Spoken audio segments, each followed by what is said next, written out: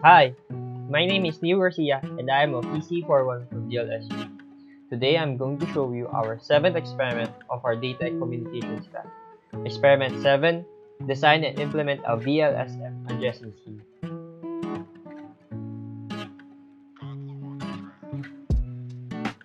Variable length subnet mask or Vlsm was designed to avoid wasting IP addresses.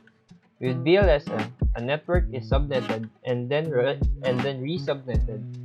This process can be repeated multiple times to create subnets of various sizes, based on the number of hosts required in each subnet.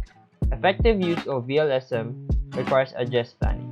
In this lab, use the 192.168.33.128/25 network address to develop an address scheme for the network displayed in the topology diagram. Vlsm is used to meet the IPv4 addressing requirements. After you have designed the Vlsm address scheme, you will configure the interface on the routers with the appropriate IP address information. The future LANs at BR2 will need to have addresses allocated, but no interfaces will be configured at this time. Part 1. Examine network requirements. In Part 1, you will examine the network requirements to develop a Vlsm address scheme for the network displayed in the topology diagram using the 192.168.33.128/25 network address. Step 1. Determine how many host addresses and subnets are available. How many host addresses are available in a /25 network? 7 host bits. 2 raised to 7 minus 2 is equals to 128 minus 2 is equals to 126. 126 host addresses. What is the total number of host addresses needed in the topology diagram? 40 plus 2 plus 25 plus 5 plus 4 plus 4 is equals to 80. 80 host addresses. How many subnets are needed in the network topology? 6 LANs is equal to 6 subnets. Step 2. Determine the largest subnet. What is the subnet description? BR1 LAN. How many IP addresses are required in the largest subnet? 40. What subnet mask can support that many host addresses? /26 or 255.255.255.192. How many total host addresses can that subnet mask support? 2 raised to 6 is equals to 64. Minus 2 is equals to 62. 62 host addresses. Can you subnet the 192.168.33.128/25 network address to support this subnet? Yes. What are the network addresses that would result from this subnet? 192.168.33.128/26. 2. 192.168.33.192/26. Use the first network address for this subnet. 192.168.33.128/26. Step 3. Determine the second largest subnet. What is the subnet description? BR2 LAN. How many IP addresses are required for the second largest subnet? 25.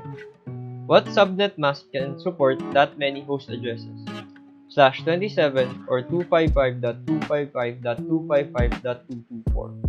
How many total host addresses can that subnet mask can support?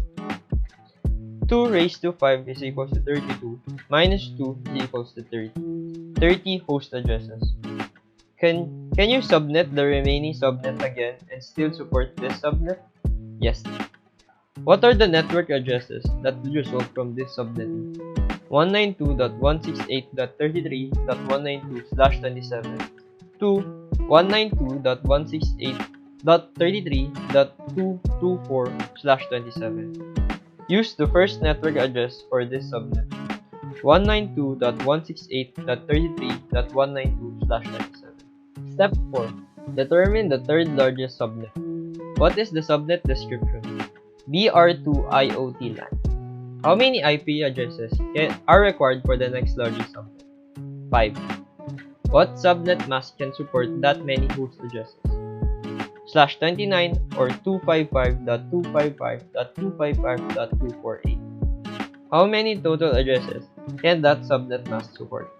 2 raised to 3 is equals to 8 minus 2 is equal to 6. Can you subnet the remaining subnet again and still support this subnet? Yes. What are the network addresses that would result from this subnet?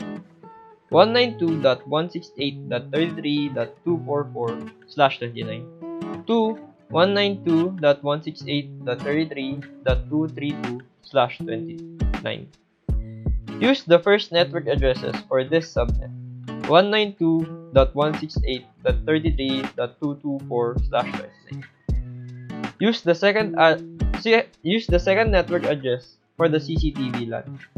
BR2 CCTV LAN 4 hosts 2 raised to 3 is equals to 8 minus 2 is equals to 6.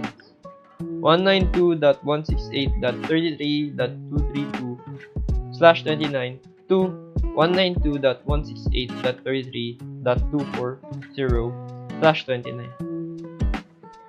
Use the third network address for the HVAC C2 LAN.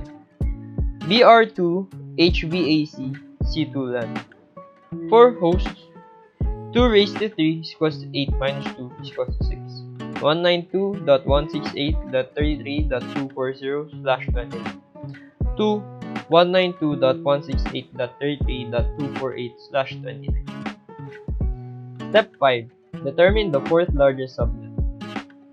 What is the subnet description? BR1-BR2 link. How many IP addresses are required for the next largest subnet? 2. What subnet mask can support that many host addresses? /30 or 255.255.255.252.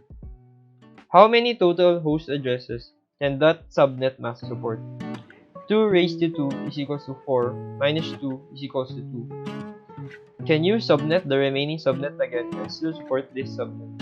Yes. What are the network addresses that would result from this subnet? 192.168.33.248/30. 2. 192.168.33.252/30. Use the first network address for this subnet. 192.168.33.248/30. Part 2. Design the Vlsm address scheme. Step 1. Calculate the subnet information. Use the information that you obtained in Part 1 to fill in the following table. Step 2. Complete the device interface address table. Assign the first host address in the subnet to the Ethernet interfaces. BR1 should be assigned to the first host address in the BR1-BR2. Part 3. Cable and configure the IPv4 network. In Part 3, you will cable the network to match the topology and configure the 3 routers using the Vlsm address scheme that you developed in Part 2.